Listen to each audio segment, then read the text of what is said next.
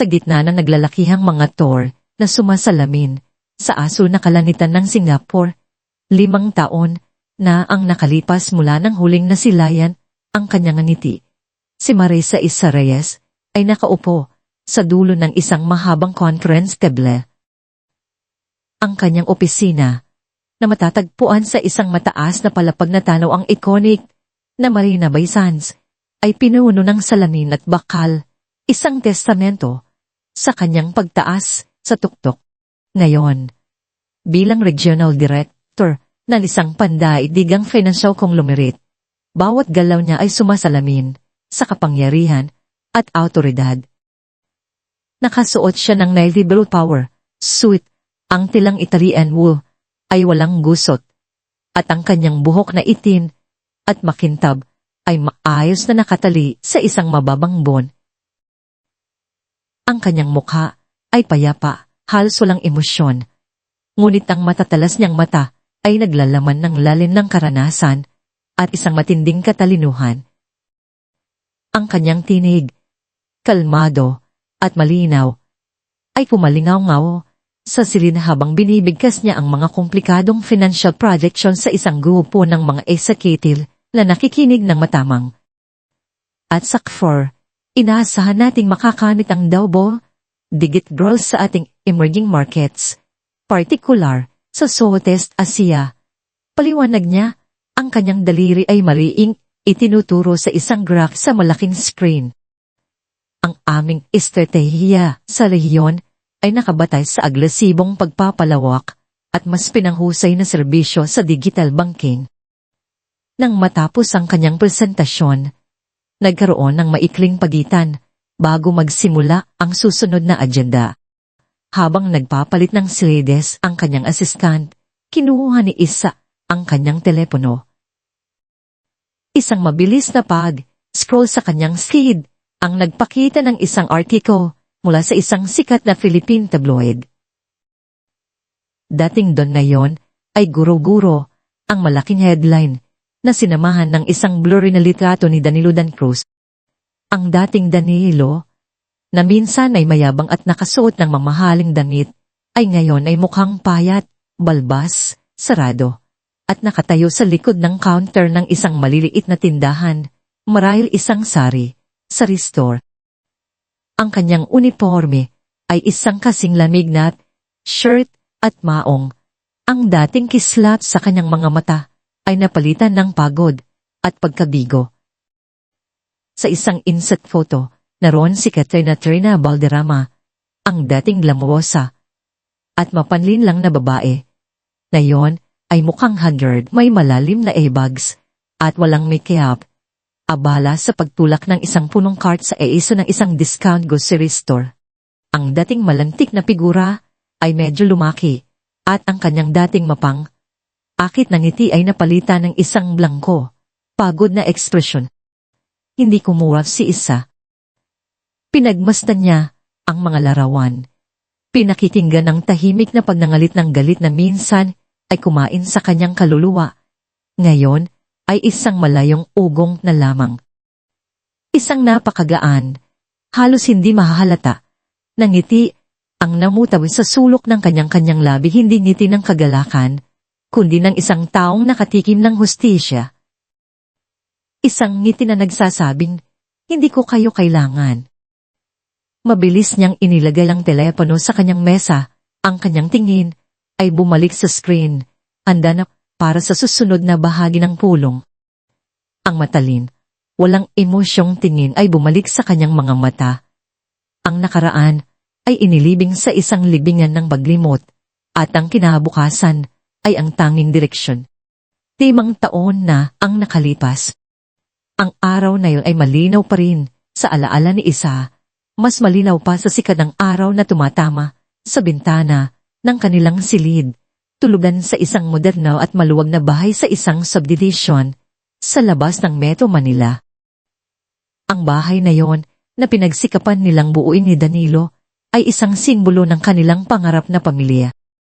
Noong umagang iyon, ang tunog ng awit ng mga ibon at ang paghuni ng hangin sa mga dahon ng puno ng mga ay ang tanging musika. Sa loob ng nursery, na pinalamusan ng pastel colors at mga larawan ng hayop, marahang inihil ni Isa ang kanyang 3 buwan na sanggol na si Leah sa kanyang duyen. Ang malambot at mainit na liwanag ng araw ay dumadaan sa kusina, nagbibigay ang gintong kulay sa buhok ng kanyang anak. Si Leah, na nakabalot sa isang cotton blanket, ay payapang natutulog. Ang kanyang maliit na kamay ay nakakapit sa hintuturo ni Isa. Para kay Isa, ang sandaling iyon ay banal, puno ng pag-ibig at kapayapaan na tila ayaw niyang matapos. Ito ang kanyang mundo, ang kanyang bagong simula, matapos ang madinding pagsubok ng nakaraang taon. Ngunit ang katahimikan ay sinira ng isang mahina na alangang katok sa pintuan.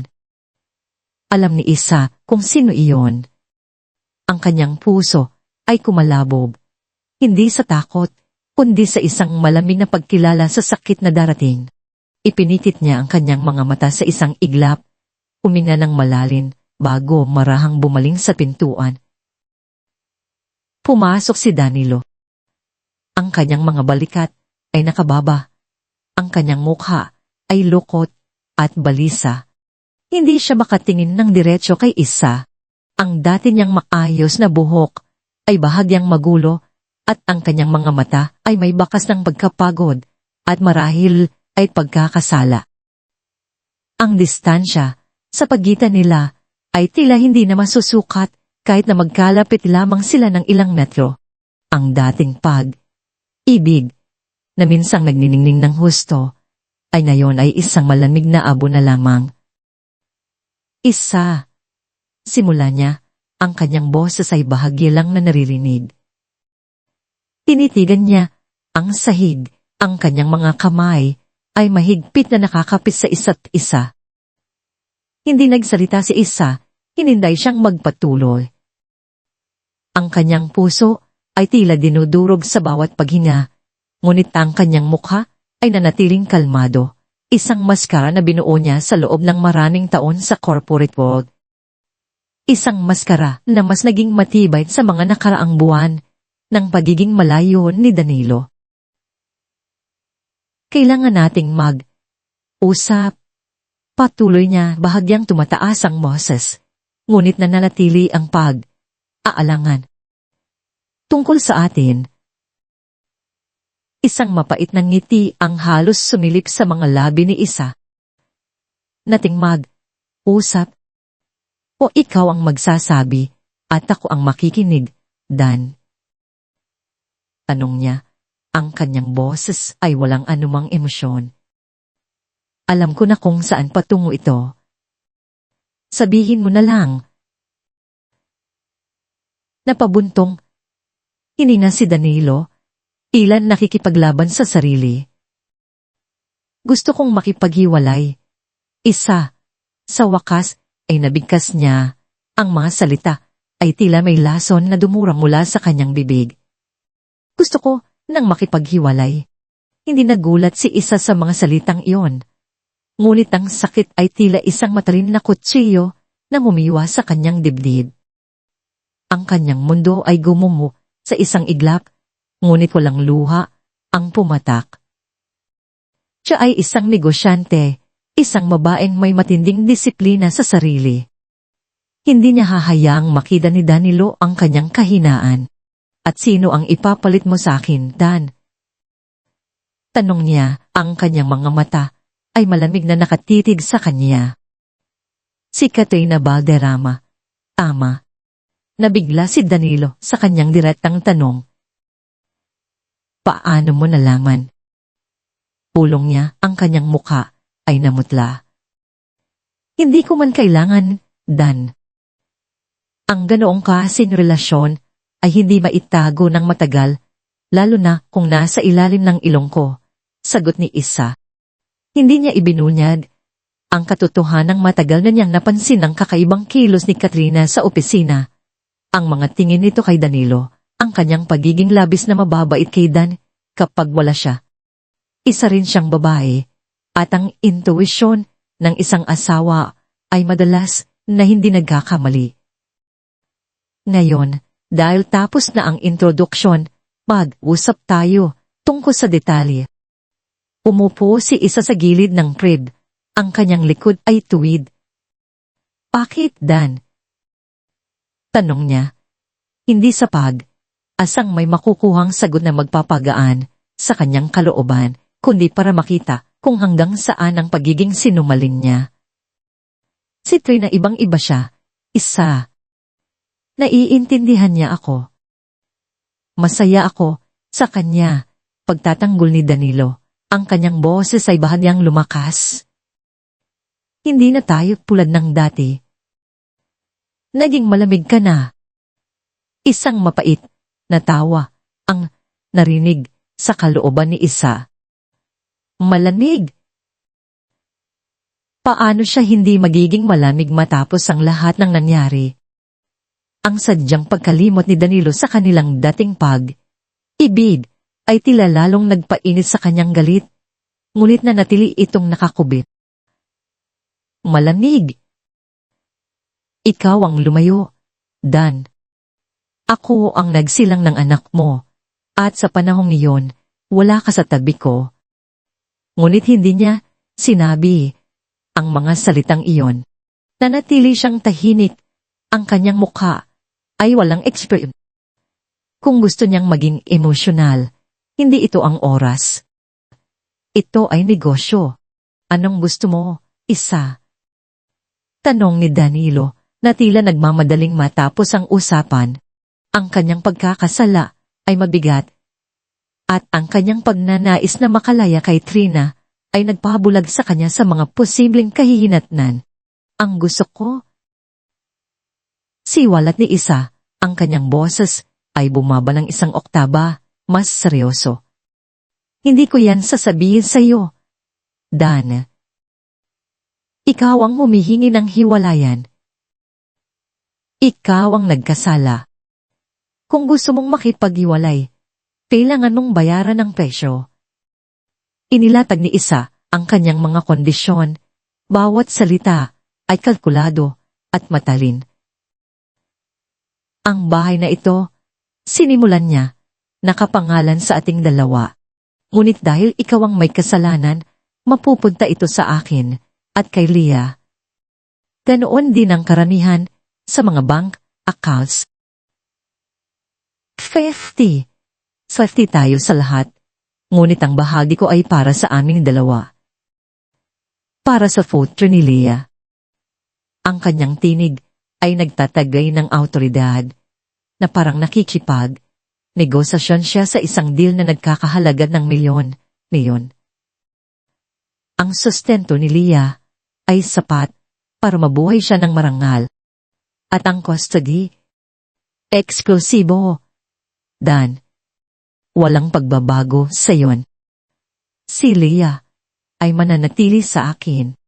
Wala kang karapatang kwestiyonin iyan dahil sa iyong pagkabigo bilang asawa at bilang ama sa simula pa lang ng aming pagbubuntis. Si Danilo, na pakiramdam ay nabibigatan sa pagkakasala at labis na nagmamadali upang magsimula ng isang bagong buhay kasama si Karina, ay hindi nag-isip ng matagal. Ang kanyang isip ay binulag ng pagnanais na makalaya. Sige, Isa. Gagawin ko ang lahat para matapos na ito, sabi niya. Ang kanyang boses ay tila nagpupumilit. Basta't pumayag ka. Pumayag. Sino ang nagsabing pumayag ako? Tanong ni Isa. Ang kanyang mata ay nakatitig sa kanya. Isang mapanlin lang na ngiti ang naglalaro sa kanyang mga labi. Kailangan kong isipan. Ang lahat ng ito ay napakabilis. At bukod pa riyan, saan kami pupunta ni Leah? Ang bata ay 3 buwan pa lang, Danilo. Hindi kami maaring basta lumita. Mahirap para sa bata, at mahirap para sa akin na mag-adjust kaaga. Kailangan ko ng panahon.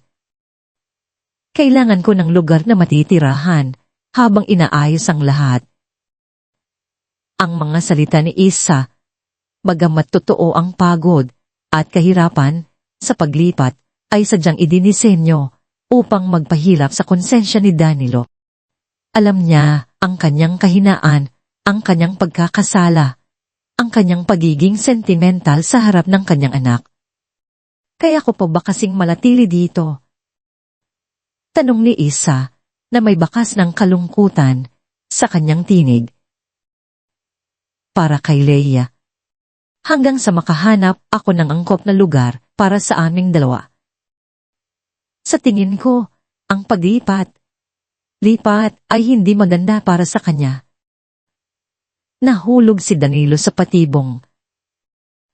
Ang ideya, ang kanyang anak na naghihirap dahil sa kanyang mga desisyon ay nagpatindi sa kanyang pagkakasala. Sige, Isa, anya. Manatili kayo dito.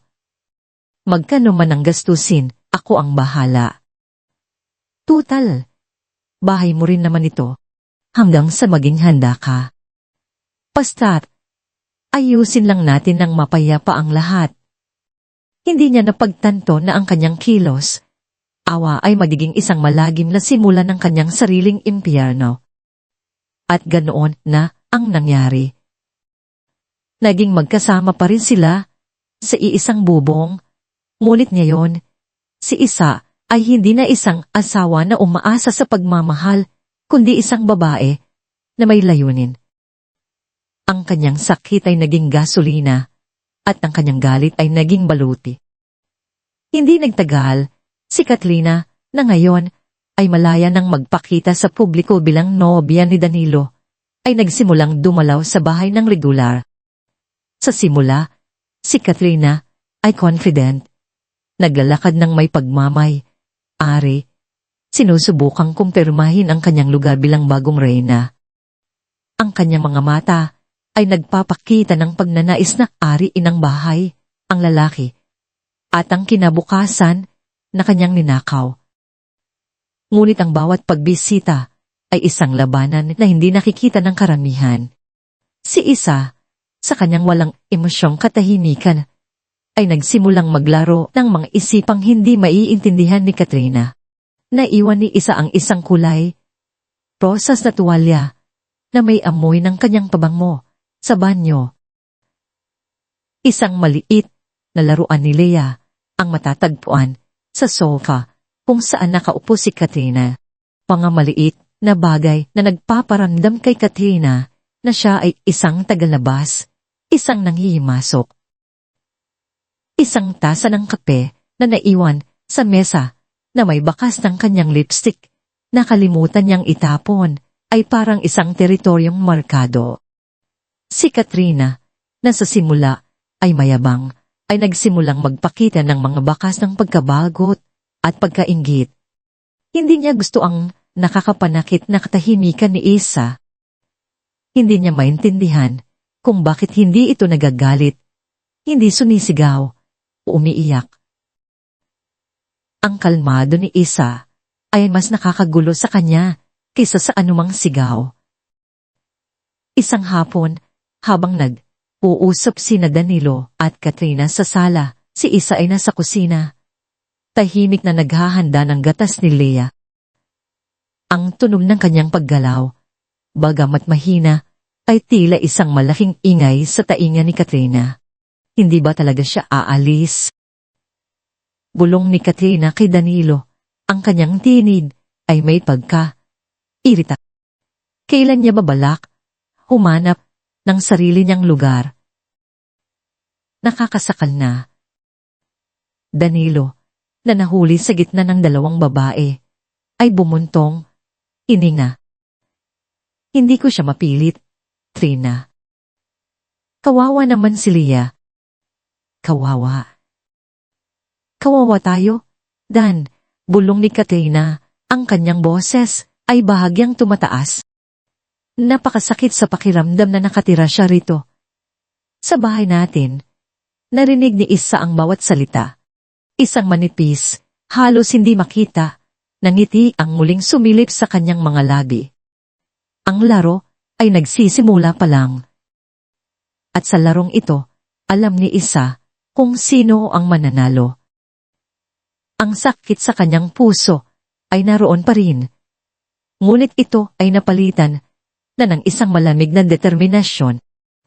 Ang pagluluksa ay nagpatuloy, ngunit ang pagbangon ay nagsimula na, tahimik, kalkulado, at walang awa. Ito ay simula pa lamang ng kanyang pagbabad. Ang tahimik na pagnangalit sa loob ni Isa ay lumalim, nagiging isang malalim na balon ng determinasyon. Habang nakikita niya ang pagkadismaya ni Katrina at ang pagiging balisa ni Danilo sa loob ng kanilang sariling bahay, isang tanong ang paulit-ulit na umalingaw sa kanyang isipan. Paano sila nakarating sa ganito? Ang tanong na yon ay hindi nangangailangan ng sagot, kundi isang pagbabalik, tanaw sa mga sugat na nagbigay buhay sa kanyang baluti ng paghihiganti. Isang taon na ang nakalitas. Ang mundo ni Isa ay puno pa noon ng pangako, ng matamis na pag-asa.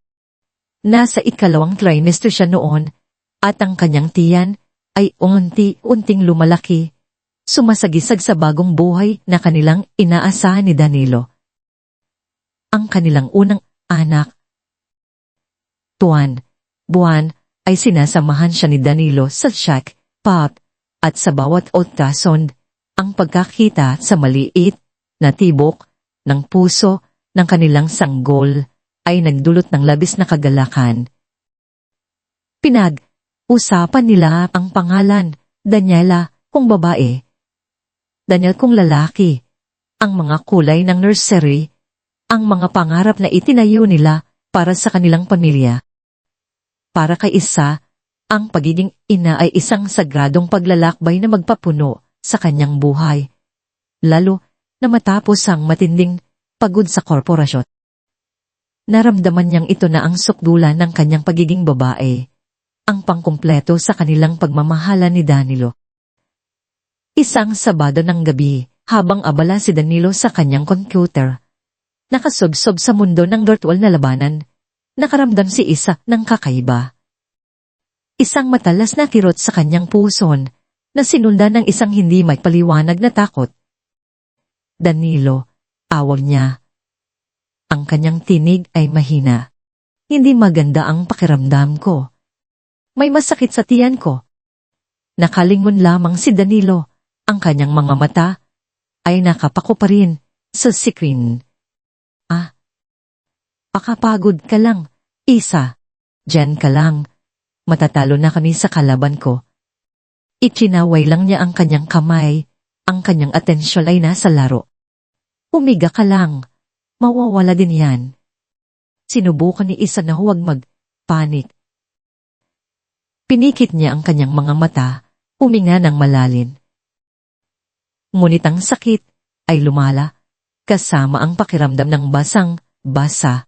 Nang makita niya ang pulang dugo na unting kumakalat sa kanyang pantulog, ang kanyang puso ay tila tumigil. Danilo, dugo, kailangan nating pumunta sa ospital. Sigaw niya, ang kanyang tinig ay puno ng takot. Doon lamang bumitaw si Danilo sa kanyang laro. Ang kanyang mukha ay namutla nang makita ang dugo. Nagmadali siyang tumayo, ngunit ang kanyang mga galaw ay tila mabagal. Walang direksyon. Ano iyan? Ano ang nangyayari? Pulong niya, ang kanyang mga mata ay nagtataka. Ang biyahe patungo sa ospital ay tila isang walang katapusang bangungot. Sa bawat kalsada, sa bawat pagdaan ng ilaw, pakiramdam ni Isa ay unti nang nawawala ang kanilang anak. Sa ospital, ang mga doktor at nurse ay nagmamadali. Ang kanilang mga mukha ay puno ng seryosong ekspresyon. Narinig ni Isa ang mga salitang threatening miscarriage at hindi na natin maaring. Ang huling bagay na naaalala niya ay ang malamig na pakiramdam ng metal sa kanyang kamay at ang matinding sakit na humiwa sa kanyang puso, kasabay ng kanyang katawan. Nang magising si Isa, ang kanyang puso ay tila walang laman. Wala na ang kanyang anak. Ang sakit ng pagkawala ay mas matindi pa sa anumang pisikal na kirot. Hinanap niya si Danilo, ngunit natagpuan niya ito na nakaupo sa sulok. Ang kanyang mukha ay nakasubsob sa kanyang mga kamay, nakatalikod sa kanya. Hindi ito lumapit, hindi siya inalo, hindi nagbahagi ng kanyang kalungkutan. Sa mga sumunod na araw, linggo, at buwan si Danilo ay lumayo. Ang kanyang pagiging abala sa trabaho at kanyang mga kaibigan ay naging kanyang kanlungan. Iniiwasan si isa, iniiwasan ng alaala ng kanilang nawalang anak. Ang kanyang pagiging walang pakialam ay tilalaso na unting pumapatay sa natitirang pag-ibig sa puso ni isa. Walang emosyon. Walang paki. Iniwan niya akong iisa sa pinakamadilim na sandali ng buhay ko. Ang mga salitang ito ay nagsilbing martilyo na humubog sa kanyang puso na bakal. Ang pagkawala ng kanilang anak ay hindi lamang nagwasak sa kanyang pagkatao, kundi nagpatay rin sa kanyang pag-ibig kay Danilo. Ang kanyang sakit ay naging galit at ang galit na iyon ay nagbunga ng isang malalim na pagnanais na pagbayaran ni Danilo ang lahat. Sa gitna ng pagkalayo ni Danilo, isang bagong muka ang unting pumasok sa kanilang buhay, tila isang anino na sumusunod sa bawat galaw ni Danilo. Si Katrina Valderrama, isang bagong empleyado sa departamento ni Isa, ay mabilis na nakakuha ng atensyon. Sa simula, si Katrina ay lumilitaw na isang masipag at masayahing empleyado, palaging handang tumulong, lalo na kay Danilo. Habang nagluluksa pa rin si Isa sa pagkawalan ng kanilang anak at sa pagkalayo ng kanyang asawa, hindi niya masyadong pinansin ang mga kilos ni Katrina. Ngunit ang mga maliit na bagay ay nagsimulang maging halata. Ang mga sobrang kape para kay Danilo, ang mga matamis na ngiti na hindi na para sa lahat ang mga bulong sa sulok ng opisina. Si Katrina ay tila laging naroon, handang makinig sa mga problema ni Danilo sa trabaho, magbigay ng suporta, at magpuno sa mga emosyonal na puwang na naiwan ng pagkalayo ni Isa. Ang kanyang pagiging mapagbigay na atensyon ay tila isang balabal na bumabalot kay Danilo na naghahanap ng aliw mula sa kanyang pagkakasala at kalungkutan. Ang ganda ng blouse mo, Isa, sabi ni Katrina noon na may pilit na ngiti. Bagay na baday sa'yo. Pero parang hindi ka masyadong masiglat these days. Okay ka lang ba? Ang kanyang mga mata ay hindi nagtatanong ng may aalala, kundi ng may pagtataya, tila sinusuri ang kanyang kalaban. Ramdam ni Isa ang lamig sa bawat salita ni Katrina. Hindi niya kailangang maging isang detective para malaman ang nangyayari. Ang kanyang intuwisyon bilang babae ay hindi nagkakamali. Nakita niya kung paano nagsimulang magbago si Danilo. Ang kanyang mga mata ay mas nagliwanag kapag nakikita si Katrina, ang kanyang mga ngiti ay mas totoo kapag nakikipag-usap dito kaysa sa kanya. Sinubukan ni Isa na kausapin si Danilo, ngunit lagi itong nagbibigay ng mga dahilan o kaya ay nagagait. Wala kang tiwala sa akin. Isa, trabaho lang iyon. Galit na sabi ni Danilo. Ngunit ang kanyang mga mata ay nagsasabi ng iba. Naramdaman ni Isa ang matinding sakit. Ngunit ang sakit na yon ay unting nininas sa galit. Hindi siya magpapabaya. Kung ayaw niyang makita ang katotohanan, siya mismo ang maglalantad nito. Sa tahimik na gabi, habang abala si Danilo sa kanyang trabaho o marahil ay nakikipag-usap kay Katrina sa telepono, tahimik na kumuha si Isa ng kanyang laptop. Hindi niya hahayaang muling masira ang kanyang buhay nang hindi niya ipinaglalaban. Kinaumagahan, tumawag si Isa sa isang contact na kanyang nakilala sa isang corporate event.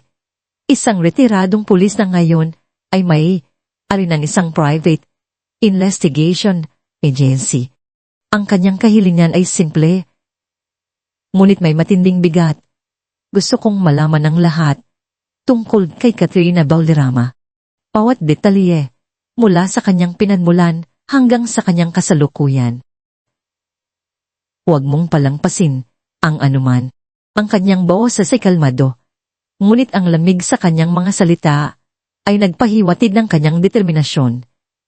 Lumipas ang mga linggo, at ang investigator ay nagsumili ng isang makapal na folder. Ang bawat pahina ay naglalaman ng impormasyon na nagpatigas sa puso ni Isa. Si Katrina Valderrama ay hindi lamang isang in-love na kabit, siya ay isang dalubhasa sa manipulasyon. Mayroon siyang kasaysayan ng paggamit ng mga relasyon para sa pinansyal na pakinabang, mula sa mga dating kasintahan hanggang sa mga may asawa na boss. Mayroon din siyang mga kasong maliliit na panloloko sa mga nakarang kumpanya na kinabibilangan ng mga maling client sa reimbursement at pagnanakaw ng intellectual property, na lahat ay nabayaran o naitago dahil sa kanyang kakayahang manipulate o mag-krilin. Mayroong mga testimonya mula sa mga dating kasamahan, may exchanges at mga kopya ng mga transaksyon na nagpapakita ng kanyang modus operandi. Ang lahat ay detalyado, kumpleto sa mga petsa at pangalan. Hindi siya nagulat. Sa halip, naramdaman niya ang isang malamig na pagtagumpay. Ito ang iyong trump card, Isa. Bulong niya sa sarili. Ang kaalaman ay kapangyarihan. At ngayon, hawak ko ang iyong kapamakan sa aking mga kamay. Ang folder na yon ay hindi lamang isang koleksyon ng mga dokumento. Ito ang susi sa kanyang paghihigandi. Handa na siya. Hindi gaanong nagtagal, ang laro ni Isa ay nagsimulang mag-anyo. Kailangan niya ng mga kakampi at alam niya kung saan matatagpuan ang mga pinakamalakas na puwersa sa buhay ni Danilo, ang kanyang mga magulang, si Lolo Benigno Ben at Lola Corazon Corat Cruz. Isang hapon, isinama ni Isa si Lia sa bahay ng mga magulang ni Danilo. Ang bahay ng mag-asawa ay isang malaking ancestral home, puno ng mga alaala at pagmamahal. Si Lolo Ben, isang dating inhinyero, ay isang matigas na tao sa labas, ngunit may malambot na puso para sa kanyang pamilya. Si Lola Cora, isang dating guro, ay ang ilaw ng tahanan na may walang sawang pagmamahal. Mahal na mahal nila si Isa, lalo na nang makita nila ang kanyang pagiging maalaga at ang pagmamahal niya kay Danilo. Mas lalo pa nilang minahal si Leia. Apo, masayang sigaw ni Lola Cora nang makita si Leia. Padag niyang kinuha ang bata sa mga bisig ni Isa at hinalikan ito ng paulit-ulit. Si Lolo Ben naman ay lumapit. Ang kanyang mukha ay may ngiti na bihirang makita. Ang ganda talaga ng apo ko, mana sa nanay. Hinayaan ni Isa ang mga magulang ni Danilo na magsaya kay Leia.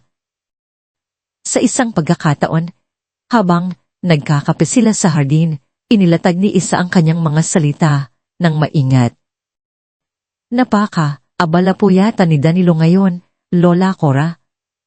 Simula niya, ang kanyang boses ay may bahid ng pagod. Halos hindi ko na po siya nakikita sa bahay. Puro trabaho na lang daw po. Sana ay magkaroon siya ng mas maraming oras para kay Leia. Miss na po siya ng anak niya. Hindi niya binanggit si Katrina. Hindi siya nagreklamo tungkol sa kanilang hiwalayan. Sa halip, idinidiin niya ang pagiging malayo ni Danilo bilang ama. Napabuntong, hininga si Lolo Ben. Alam mo, Isa, ang batang yan, mula nang makilala ang babaeng iyon, nagbago na. Hindi na kami masyadong dinadalaw. Hindi na nagpapaalam kung saan pupunta. Ang babaeng iyon ay malinaw na si Katrina. Hindi nila gusto si Katrina. lalo na nang makita nila ang epekto nito sa kanilang anak at sa kanilang apo. Hindi kailanman sinira ni Isa ang tiwala nila, at sa halip, pinatibay pa niya ito sa pamamagitan ng pagiging magalang at mapagmahal. Huwag kayong mag-alala lola lolo, sabi ni Isa, na may pilit ng ngiti. Kaya ko naman po si Leah. Basta po, alam niyo po, para po sa kapakanan ng bata. Gusto ko po, paglaki niya, maging proud siya sa kanyang ama. Ang mga salitang ito ay sadyang idisenyo upang pukawin ang konsensya ng mga magulang ni Danilo at itulak sila upang kausapin ang kanilang anak. At ganoon nga ang nangyari. Mula noon, si Lolo Ben at Lola Cora ay mas madalas na dumalaw sa bahay ni Isa. Sa simula, ang kanilang pagbisita ay nagpapanggap na para lamang kay Leah, ngunit ang kanilang mga mata ay hindi nakatakas sa pagmamasid sa bawat galaw ni Katrina. Aba, Trina, sabi ni Lola Cora isang hapon, nang makita niya si Katrina na nakaupo sa sofa habang naglilinis ng bahay si Isa. Alam mo, ang asawa ko, hindi iyan basta umuupo kung hindi siya ang naglilinis. Si Isa, kahit pagod galing sa trabaho, gumagawa pa rin ng gawaing bahay. Ang kanyang boses ay kalmado, ngunit ang bawat salita ay tila isang malalim na tusok kay Katrina. Si Lolo Ben naman, na may matalin na tingin, ay madalas na nagpaparinig kay Danilo. Danilo, hindi mo ba nakikita? Ang asawa mo, napakapagod. Ang anak mo, kailangan ka. Nasaan ka ba?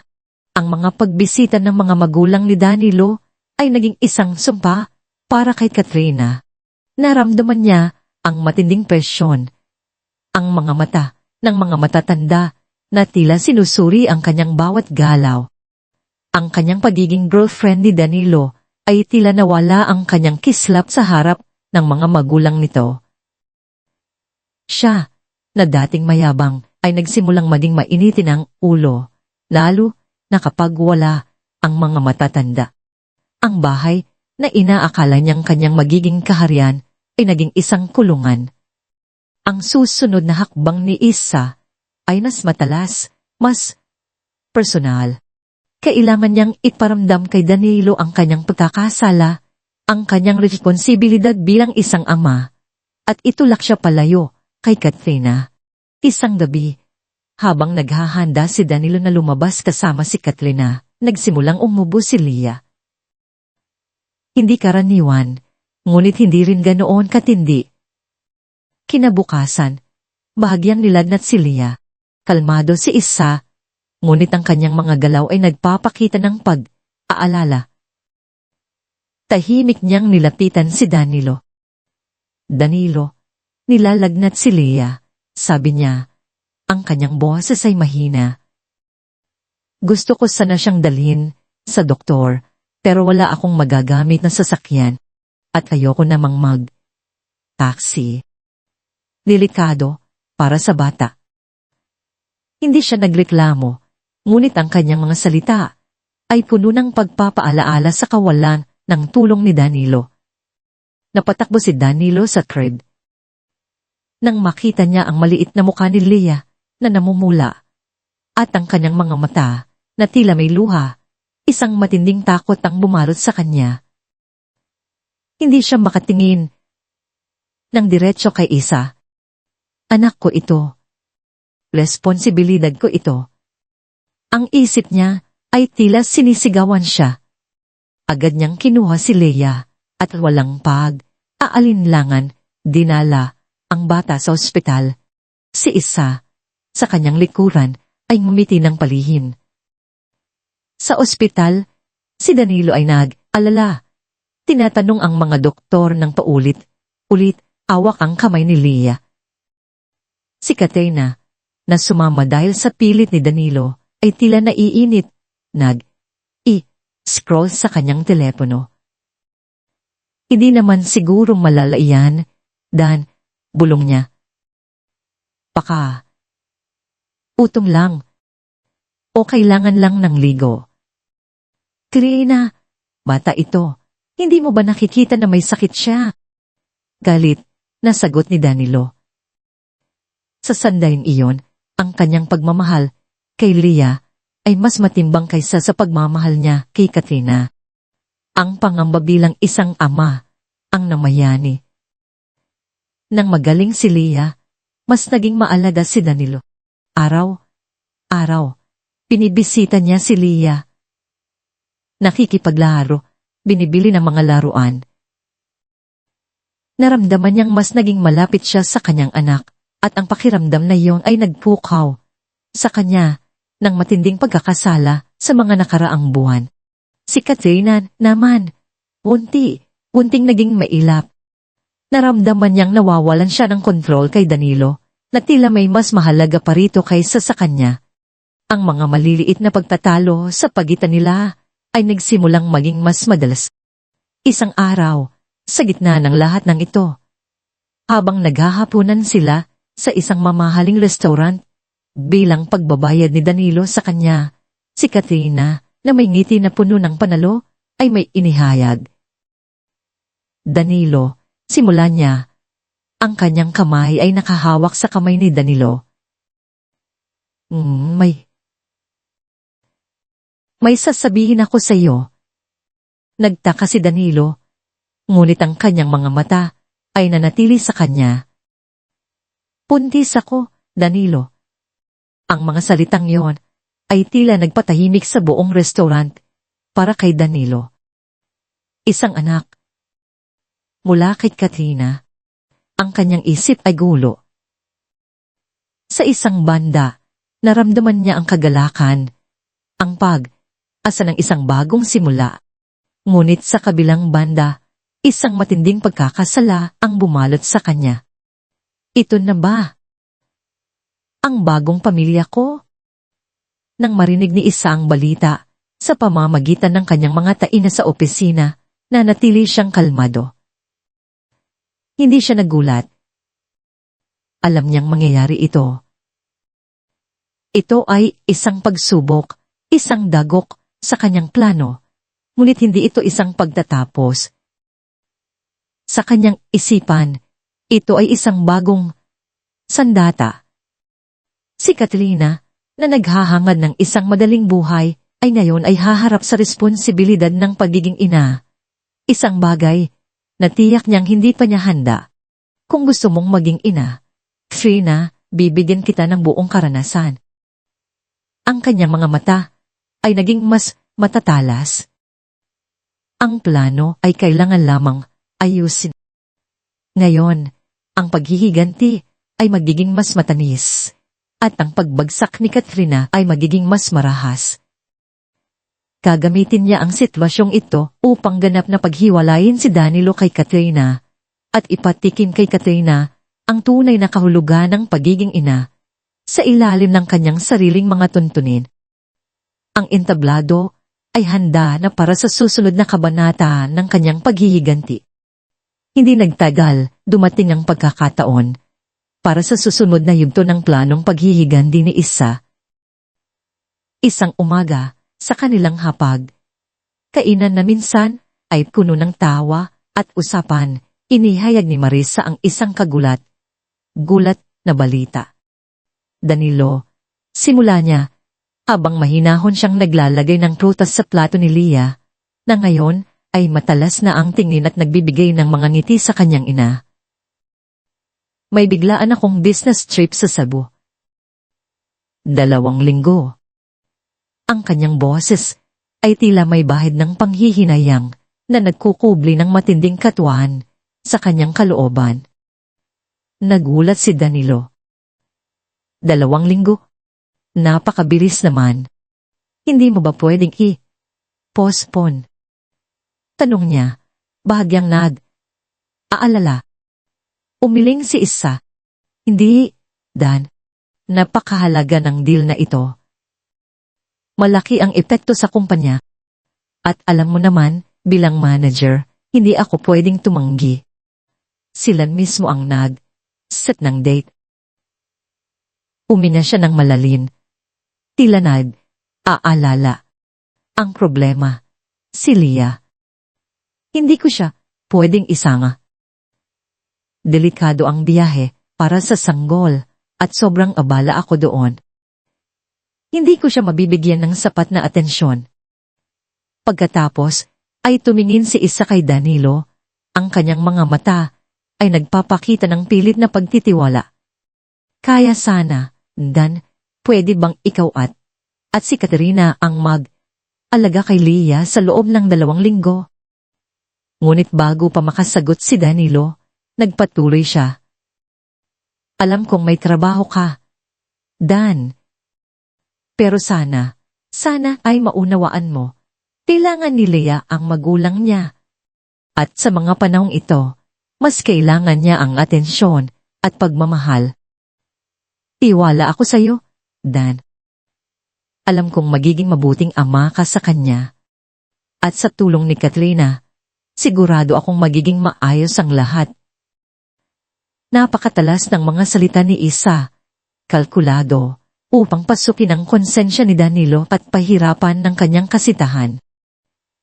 Alam niyang gustong maging pamilya ni Danilo si Katrina. Kaya, bibigyan niya sila ng pagkakataon na magsanay sa ilalim ng kanyang sariling mga tuntunin. Sumagot si Danilo ng walang pag-aalinlangan. Oo, Isa. Wala kang dapat alalahanin. Kami na ang bahala kay Leah. Ang pag-aalala para kay Leah at ang pagnanais na patunayan ang kanyang sarili bilang isang responsableng ama ang nanibabaw sa kanya. Sa kabila ng isang bahagyang pandidiri na nakita niya sa mukha ni Katrina, hindi na siya nagdalawang isip.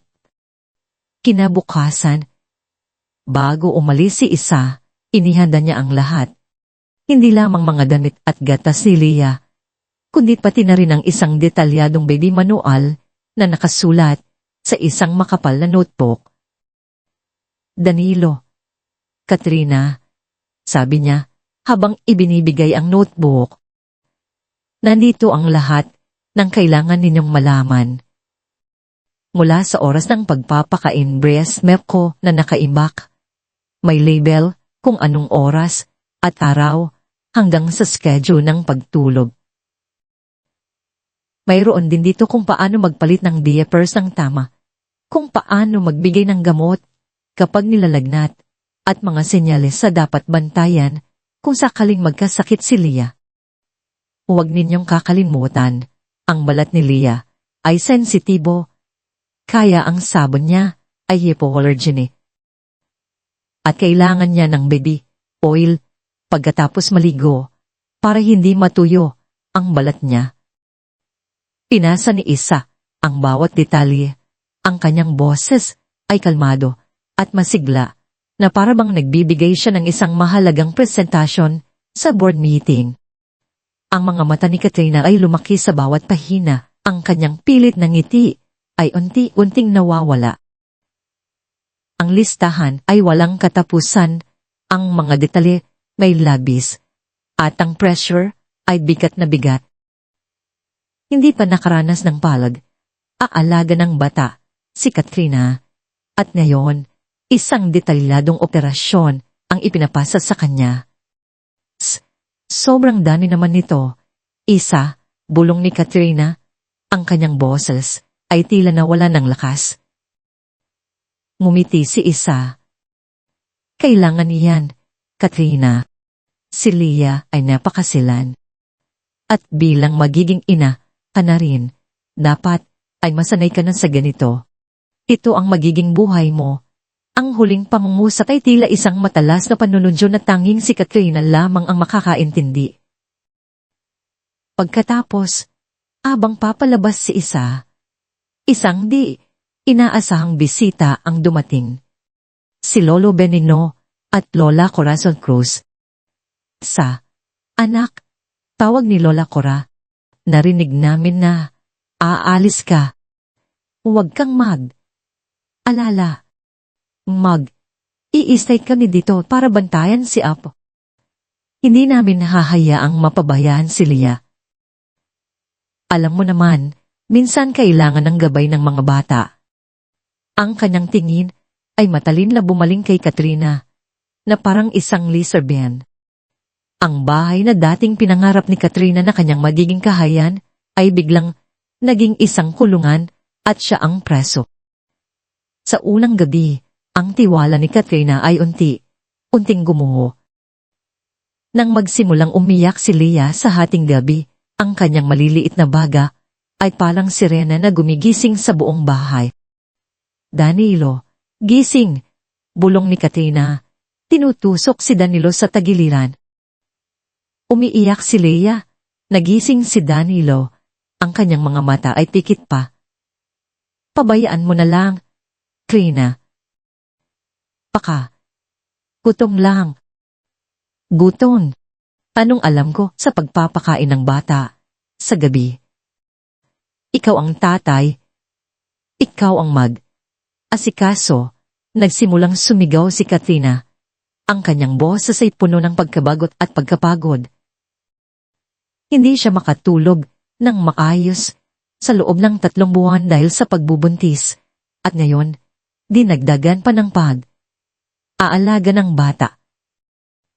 Pumangon si Danilo at sa ilalim ng madilim na ilaw, sinubukan niyang pakainin si Leah. Ngunit hindi ito tumigil sa iyak. Ang gatas ay tumatapon at ang bata ay tila ayaw huminto. Pumasok si Lolo Ben sa silid. Ang kanyang muka ay seryoso.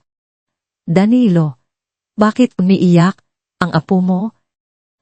Hindi ba't pinakain mo na? Sinusubukan ko po, pa. Pero ayaw niya. Sagot ni Danilo, na parang bata. Lumapit si Lola, Cora. Hindi ganyan ang pagpapakain, apo. Kailangan mo munang painumin ng konding tubig at dahan lang. Tingnan mo si Isa, napakapasyensya sa. Ang bawat salita ni Lola Cora ay tila isang malaking pako na tumutusok sa puso ni Katrina. Ang mga sumunod na araw ay naging isang buhay na impyerno para kay Katrina. Ang mga simple na gawain na nasa notebook ni Isa ay naging isang imposibleng hamon. Ang pagpalit ng diapers na nangangailangan ng tamang paghawak at paggamit ng wet wipes at crayon ay naging isang gulo. Leah, huwag kang gumalaw. Ang kulit mo. Ang dumi mo. Sigaw ni Katrina habang nagpupumiglas ang sanggol. Narinig iyon ni Lola Cora at agad itong pumasok. Katrina, bakit mo sinisigawan ang apo ko? Sanggol yan. Hindi niya naiintindihan ang sinasabi mo. Tingnan mo ang ginawa mo. Puro ihi ang basahan. Si Isa, kahit kailan hindi nagsalita ng ganyan kay Leah. Ang bawat salita ni Lola Cora ay tila isang paghuhusga. Ang pagtulog ni Leah ay nagbago. Ang kanyang tiyan ay tila laging masakit. At sa bawat gabi, ang kanyang iyak ay tila isang malaking panggigipit sa pandinig ni Katrina. Si Danilo, na kulang sa tulog dahil sa trabaho, ay nagsimulang magpakita ng pagkadismaya. Trina, pakalmahin mo nga si Leah. Hindi ako makatulog. May presentation, ako bukas, bulong niya. Ang kanyang boses ay puno ng pagod. Ako rin. Hindi rin ako makatulog. Akala mo ba madali ito? Hindi ako sanay alaga ng bata. Dapat si Isa ang nandito. Sagot ni Katrina. Ang kanyang mga mata ay puno ng luha. Ang mga magulang ni Danilo ay hindi rin nakatulong. Sa bawat pagkakataon, sila ay nagbibigay ng mga payo na tila mga kritisiso. Katrina, ang init ng gatas ni Leah. Sigurado ka bang tama ang temperatura? Hindi ganyan ang pagpapainom ng gamot. Katrina, dapat ay may kaunting asukal para hindi niya maramdaman ang pait. Si Leah, kailangan niyang madalas na palitan ng lampin, Katrina. Tingnan mo, may rashes na siya. Ang bawat salita ay parang isang patalim na bumubutas sa kanyang balat. Nagsimulang sumabog ang mga alitan sa pagitan ni Danilo at Katrina. Hindi mo man lang ako ipagtanggol sa mga magulang mo, Dan. Sa tingin mo ba madali ito? Hindi ko nga alam ang gagawin ko sa batang yan, sigaw ni Katrina isang gabi, habang umiyak. Hindi ko naman sinabi na madali, Katrina. Pero tingnan mo ang sarili mo. Hindi ka man lang marunong mag-alaga ng anak ko. Si Isa, ni minsan hindi ko nakitang ganyan. Kahit sa panahong mahirap, nanatili siyang kalmado. Sumigaw si Danilo, ang kanyang pagkabigo ay umabot na sa sukdulan. Para kay Katrina, ang mga salitang yun ay mas masakit pa sa anumang pisikal na pananakit. Naramdaman niyang hindi na siya mahalaga kay Danilo, na tila si Leah, at ang kanyang mga magulang ay mas mahalaga pa kaysa sa kanya. Ang pagmamahal na akala niya ay kanyang pinagtataguan ay unting nawawala. Ang kanyang tiwala kay Danilo ay unti-unting gumuho. Ang kanyang ilusyon ng isang madaling buhay ay unti-unting nawasak. Sa kabilang banda, si Danilo, na nasaksihan ng kawalan ng kakayahan at pagiging mainitin ng ulo ni Katrina sa pag-aalaga kay Leah, ay nagsimulang mag-alinlangan.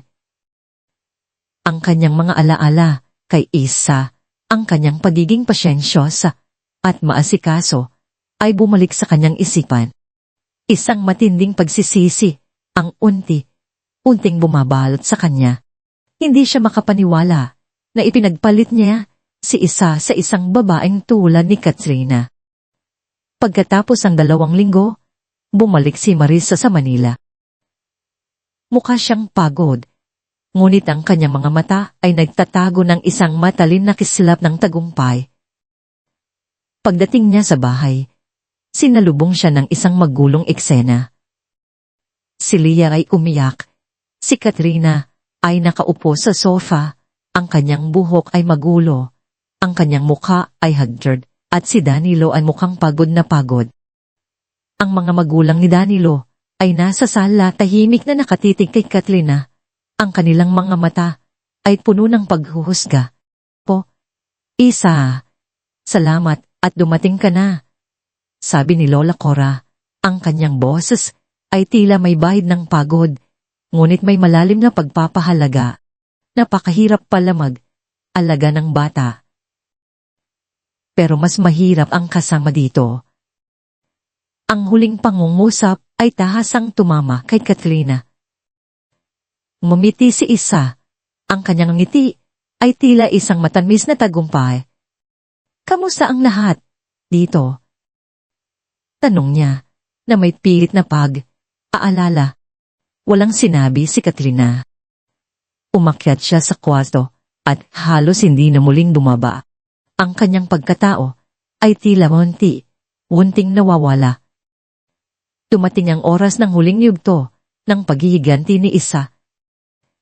Isang gabi, mayroong isang corporate gala event na inorganisa ng kumpanya. Ito ay isang malaking pagtitipon ng mga executive, kliyente, at mga empleyado. Nagulat si Danilo nang makita si Isa na dumalo, suot ang isang eleganteng cocktail dress na lalong nagpatingkad sa kanyang kagandahan. Si Katrina, na sumama kay Danilo, ay nagsisikap na makasabay. Ngunit ang kanyang pagiging haggard ay hindi na itago ng kanyang makeup. Sa gitna ng event, tila aksidenteng nakasalubong ni Marisa si Ginoong Eduardo Hilario, isang respetadong vice-presidente ng kumpanya. Si Ed Hilario ay isang matandang kaibigan at mentor ni Marisa. Inoong Hilario, bati ni Isa, ang kanyang ngiti ay mapait. Ikaw pala. Ang ganda ng event. Isa, anak, napakaganda mo. Hindi ka pa rin nagbabago. Sagot ni Ed Hilario, ang kanyang mukha ay puno ng paghanga. Ngunit ang kanyang tingin ay napansin si Katrina na nakatayo sa tabi ni Danilo. Ang kanyang mga mata ay kumislap. Ginoong Hilario, simula ni Isa, ang kanyang boses ay bahagyang bumaba. May gusto sana akong sabihin sa inyo. Tungkol kay Katrina Valderrama. Ngunit hindi niya direktang sinabi ang tungkol sa panluloko ni Katrina. Sa halip, binuksan niya ang pinto. Narinig ko po na may nakaraang isyu sa mga dating kumpanya niya. Bilang Vice President, baka kailangan ninyong malaman. Naintindihan ni Ed Hilario ang nais iparating ni Isa. Ang kanyang mga mata ay kumislap sa galit. Hindi lamang dahil sa impormasyon ni Isa, kundi dahil na rin sa personal niyang karanasan sa mga katulad na tao. Valderrama. Tanong ni Ed Hilario, ang kanyang boses ay malakas at sadyang dinig ng mga taong malapit sa kanila, kabilang na sina Danilo at Katrina. Hindi ba't siya ang isa sa mga dahilan kung bakit nagkaroon ng financial anomaly sa dating kumpanya ng mga si? At sa nakaraang kumpanya pa niya, may allegations din tungkol sa pagkuha ng pera mula sa isang may asawa na CEO. Narinig ko rin na may track record siya ng paggamit ng mga relasyon para sa pinansyal na pakinabang at pagtataksil sa mga nakaraang kumpanya. Nabigla si Katrina. Ang kanyang mukha ay namutla. Ang mga salita ni Ed Hilario ay tila isang malaking sampal sa kanyang mukha.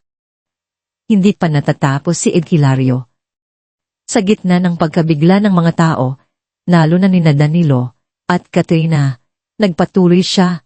Ang kanyang tini ay may matalim na panunuya. At Danilo, simula niya, ang kanyang tingin ay diretsyong nakatitid kay Danilo. Sigurado ka ba na ikaw ang ama ng dinadala ni Katrina? Dahil sa track record niya, hindi imposible na may iba pang source ng kanyang kagandahan sa buhay. Ang huling pangungusap ay tila isang malaking bombang sumabog. Ang mundo ni Danilo ay gumumo. Ang mga salita ni Hilario ay tila isang matalim na kutsilyo na bumaba sa kanyang ulo. Siya ay naloko. Ang lahat ng kanyang ilusyon tungkol kay Katrina ay nawasak. Ang kanyang mukha ay namutla. Ang kanyang mga mata ay puno ng pagkabigla at matinding sakit. Ang kanyang pananampalataya kay Katrina ay ganap na nawala. Si Katrina, na sa wakas ay naipit sa isang sulok, ay nagkaroon ng biglaang pagkasira ng ulo. Sa gitna ng maraming tao, sinubukan niyang ipagtanggol ang kanyang sarili. Sinungaling, hindi totoo yan.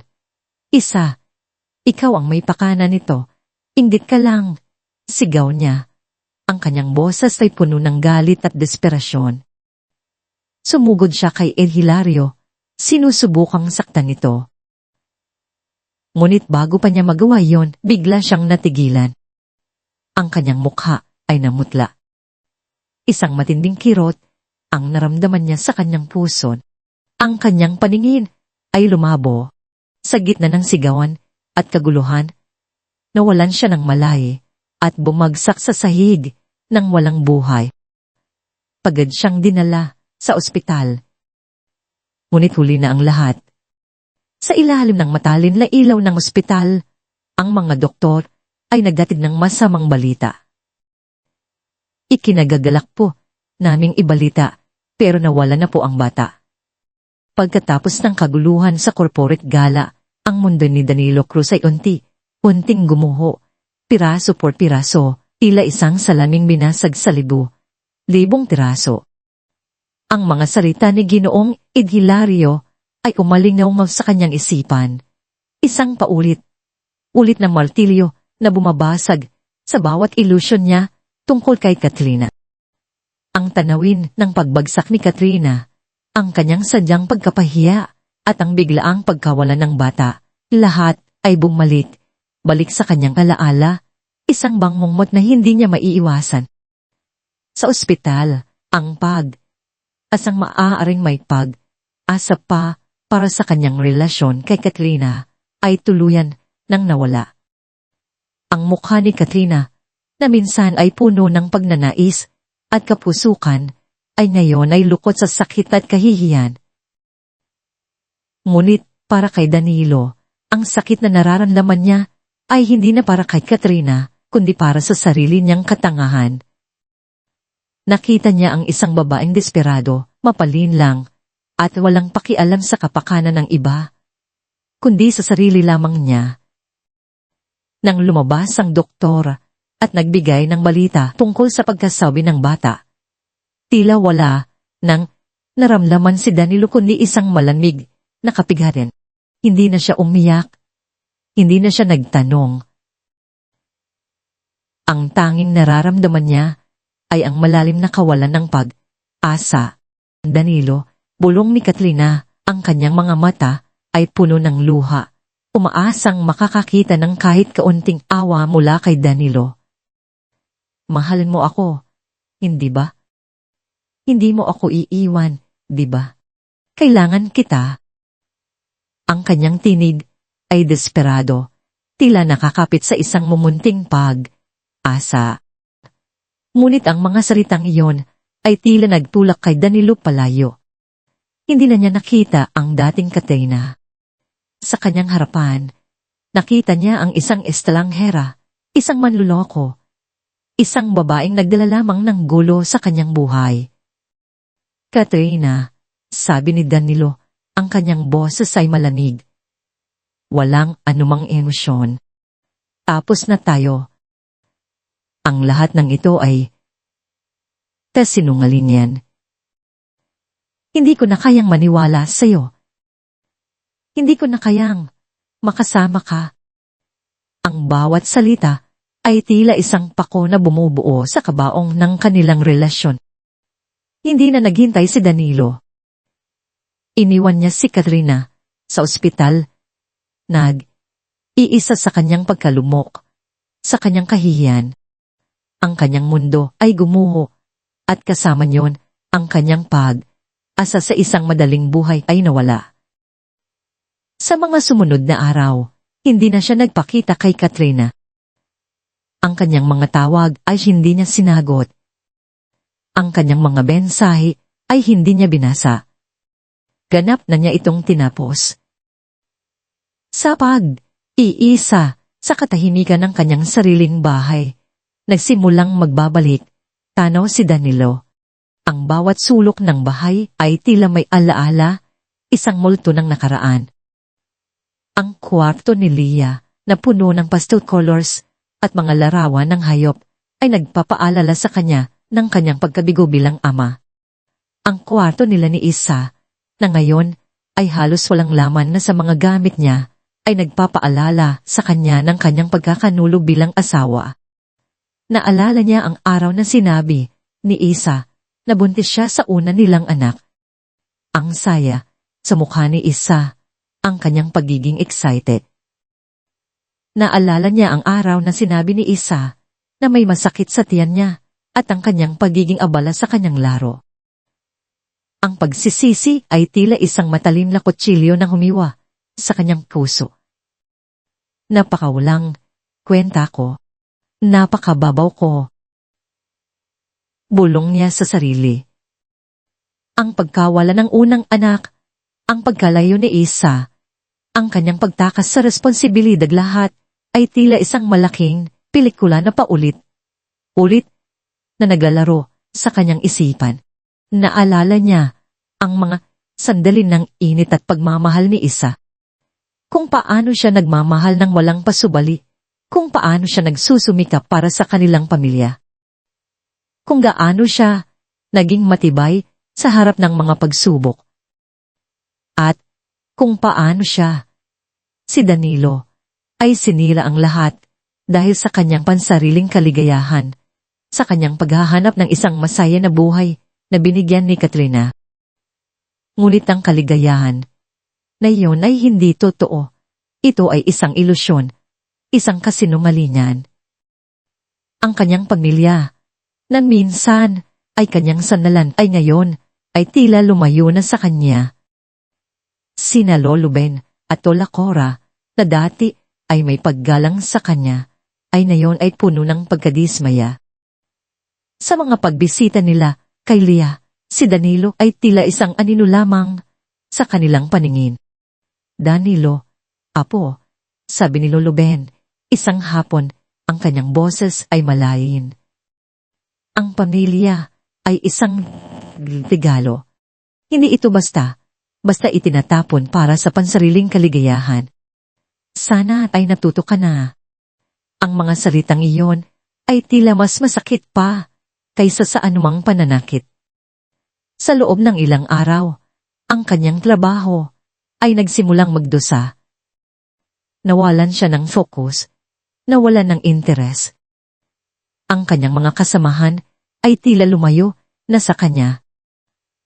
Ang kanyang karera, na minsan ay kanyang pinagmamalaki, ay ngayon ay tila gumuho na rin.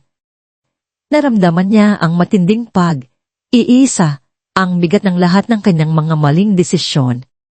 Ang kanyang pagiging walang pakialam, ang kanyang kawalan ng pagpapahalaga sa kanyang tunay na pamilya, ay bumalik sa kanya, isang malagim na kama. Hindi na niya kayang tiisin ang sakit, ang pagsisisi. Kailangan niya ng pangalawang pagkakataon. Kailangan niya ng kapatawaran. Kailangan niya si Isa. Isang hapon, matapos ang ilang linggo ng pagdurusa, nagpunta si Danilo sa bahay ni Isa. Kumatok siya, ang kanyang puso ay kumalabog ng malakas. Nang bumukas ang pintuan, nakita niya si Isa. Si Isa ay nakasuot ng simpleng kasuotan, ngunit ang kanyang kagandahan ay hindi nabawasan. Ang kanyang mukha ay payapa, ngunit ang kanyang mga mata ay may matalin na kislap. Sa kanyang likuran, nakita niya si Leah, na ngayon ay nakatayo na at nagbibigay ng matamis na ngiti sa kanyang ina. Danilo, sabi ni Isa, ang kanyang boses ay kalmado, walang anumang emosyon. Anong kailangan mo? Naglakad si Danilo papalapit kay Isa, ang kanyang mga hakbang ay mabagal at nag-aalangan. Isa, simulan niya. Ang kanyang boses ay tila nagpupumilit. Kailangan nating mag-usap. Kailangan kitang kausapin. Pumayag si Isa at pinapasok niya si Danilo sa sala. Ang bahay na yon ay tila iba na ngayon. Mas malinis, mas payapa. Wala na ang mga bakas ang kanyang pagiging walang pakialam dati. Umupo si Isa sa sofa, ang kanyang likod ay tumid, ang kanyang mga mata ay nakatitig sa kanya, naghihintay. Lumuhod si Danilo sa harapan ni Isa, ang kanyang mga mata ay puno ng luha. Ang kanyang balbas, sarado, ang kanyang mga mata na may malalim na ihibags ay nagpakita ng kanyang pagdurusa. Isa, patawarin mo ako. Simula niya. Ang kanyang boses ay nanginginig. Napakawalang kwenta kong asawa. Napakababaw kong ama. Nagkamali ako, Isa. Napakalaking pagkakamali ko. Isang matalim na sakit ang humiwa sa puso ni Danilo habang nagsasalita siya. Ang bawat salita ay puno ng pagsisisi sa lahat ng kanyang mga pagkakamali. Nabulag ako kay Katrina sa akala kong kaligayahan. Hindi ko nakita ang tunay na halaga mo, Isa. Ang halaga ng pamilya natin. Hinawakan niya ang kamay ni Isa, ngunit agad itong inalis ni Isa. Ang kanyang mukha ay nanatiling kalmado, walang anumang emosyon. Isa, bigyan mo ako ng isa pang pagkakataon, patuloy ni Danilo. Ang kanyang mga luha ay umaagos na sa kanyang mga pisngi. Angako, Isa. Magbabago ako. Magiging isang mabuting asawa ako. Magiging isang responsabling ama ako kay Leah. Ipagtatanggol ita. Hindi ko na kayo liimuan. Simulan natin muli para kay Leah. Para sa pamilya natin. Ang kanyang boses ay nagmamakaawa, puno ng desperasyon. Si Isa ay tahimik na nakinig. Walang anumang reaksyon sa kanyang mukha. Hindi galit, hindi rin masaya. Tanging isang malamig na pagtanggap ng mga salita ni Danilo. Ang kanyang puso ay tila isang yelo, walang anumang init. Matapos ang kanyang pagmamakaawa, huminga ng malalim si Isa. Danilo, simula ni Isa. Ang kanyang boses ay kalmado, ngunit ang bawat salita ay tila isang malalim na tusok. Uli na ang lahat. Alam mo kung kailan ko dapat narinig ang mga salitang iyan. Noong panahong nagluluksa ako sa pagkawala ng ating unang anak habang abala ka sa iyong mga laro. Alam mo kung kailan ko dapat narinig ang mga salitang iyan? Noong panahong nakita kong unting lumalayo ang loob mo sa akin habang abala ka sa pakikipag-ugnayan kay Katrina. Ang mga mata ni Isa ay nakatitig ng diretso kay Danilo, walang takot, walang pag-aalinlangan. Ang puso ko, Danilo, ay minsan ding puno ng pag-ibig para sa iyo. Ngunit unti mo itong sinira. Unti mo itong binasag. Ang sakit na ibinigay mo, ang pagkalayo mo, ang pagtataksil mo lahat, ay nagpatay sa natitirang pag-ibig sa puso ko. Ngayon, ang puso ko ay tila isang yelo. Wala nang nararamdaman. Pumangon si Isa, ang kanyang mga mata ay puno ng determinasyon. Hindi ko na kayang maniwala sa iyo, Danilo. Hindi ko na kayang bigyan ka ng isa pang pagkakataon. Ang mga pangako mo ngayon ay hindi na totoo para sa akin. Ang huli na, ang lahat ay hindi lamang isang salita. Ito ay isang katotohanan. Natapos na ako sa iyo, Danilo. Ngunit hindi pa natapos si Isa. Alam mo, Danilo, patuloy niya, ang kanyang ngiti ay mapait. Ang buhay ay puno ng mga desisyon. At ang bawat desisyon ay may kaakibat na bunga. Pinili mong saktan ako, pinili mong ipagpalit ako sa isang babaeng hindi ka naman talaga mahal. At ngayon, kailangan mong harapin ang bunga ng iyong mga desisyon. Naglakad si Isa papalapit sa bintana. Tinitigan ng labas, ang kanyang likuran ay tuwid at matatag. Nakahanap na ako ng bagong direksyon para sa buhay ko, Danilo. Nakahanap na ako ng bagong simula para sa akin at kay Leah. Huminga siya ng malalim at ang kanyang mga salita ay tila isang matalim na balita na tumusok sa puso ni Danilo. Tinanggap ko ang alok na maging regional manager ng ating kumpanya sa Singapore. Isang mas mataas na posisyon, mas malaking responsibilidad, at isang bagong buhay. Nagulat si Danilo. Ang Singapore regional manager. Ang kanyang mundo ay tila unting nawala. Ang kanyang dating asawa, na minsan ay kanyang inalipusta, ay ngayon ay tila lumipad na sa mas mataas na antas. Ang kanyang pagkamangha ay napalitan ng isang matinding sakit. Isa, bulong ni Danilo. Ang kanyang boses ay tila nawala ng lakas. Hindi mo ako pwedeng iwan. Kailangan kita. Kailangan ka ni Leah. Ngumiti si Isa. Kailangan ka ni Leah bilang isang ama, Danilo. Hindi bilang isang asawa. At kung gusto mo siyang makasama, kailangan mong patunayan ang sarili mo bilang isang ama. ang pagiging asawa mo. Tapos na iyon. Tinitigan niya si Danilo. Ang kanyang mga mata ay puno ng katiyakan. Ang bahay na ito, ibibenta ko na. Hindi ko na kailangan ng mga alaala rito. Kailangan ko ng bagong lugar, bagong simula. At ang perang makukuha ko rito ay gagamitin ko para sa kinabukasan ko at ni Leah. Sa mga sumunod na linggo, agad na isinagawa ni Isa ang kanyang mga plano. Ang bahay na yon, na minsan ay sagisag ng kanilang pagmamahalan, ay agad na inilagay sa merkado.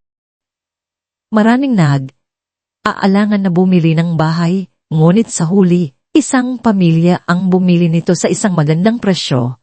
Ang mga kagamitan ni Danilo ay pinadala niya sa pamilya nito, at ang kanyang mga personal na gamit ay ibinigay niya sa mga charitable institutions.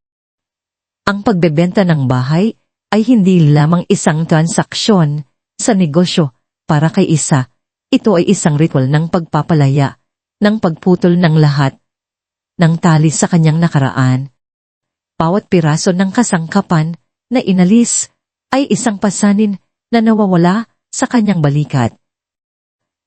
Bawat alaala na binura ay isang bagong pahina na binubuksan upang matiyak na mayroon siyang suporta at hindi na muling makaramdam ng pag-iisa.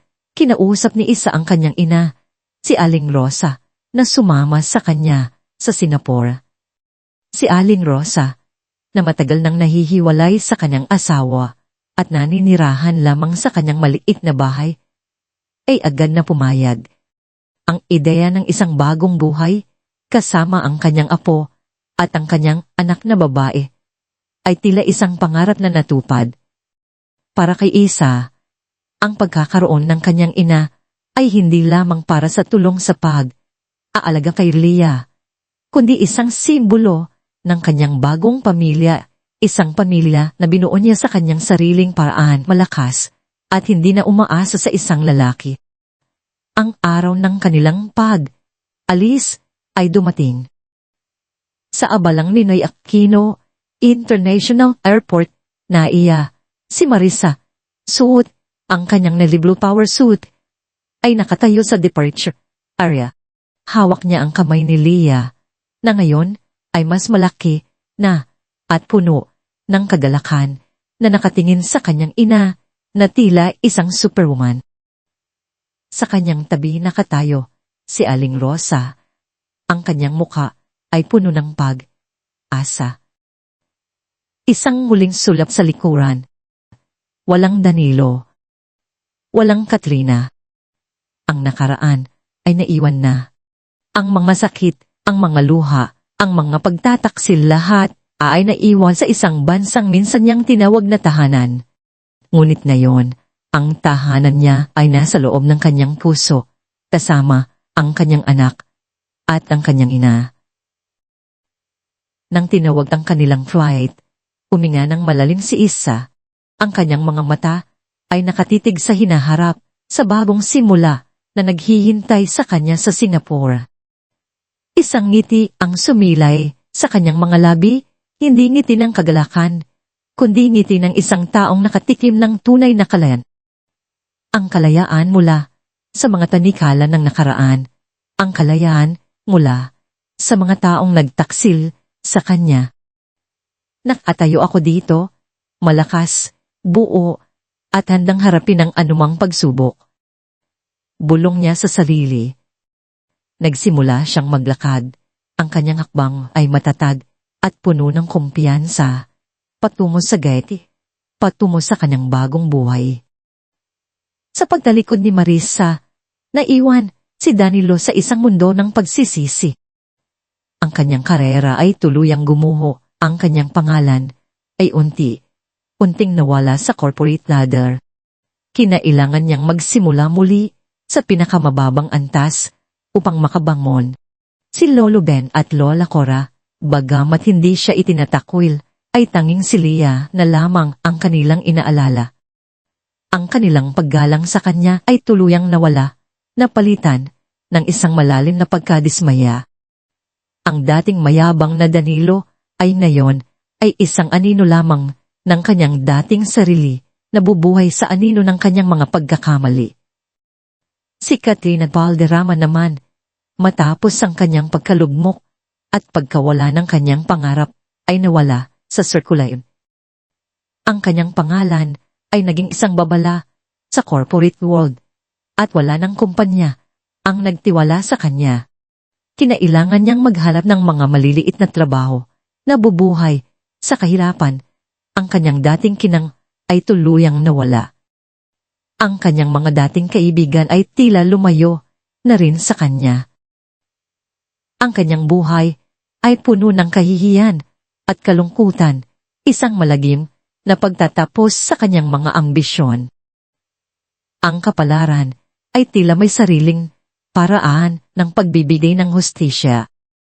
At para kay Marissa, ang kanyang paghihiganti ay hindi lamang isang bagbagsak ng kanyang mga kaaway, kundi isang pagbangon ng kanyang sarili, isang pagtuklas ng kanyang tunay na lakas at kalayaan. Ang kanyang bagong simula ay hindi lamang isang bagong kabanata, kundi isang bagong aklat na siya mismo ang nagsusulat.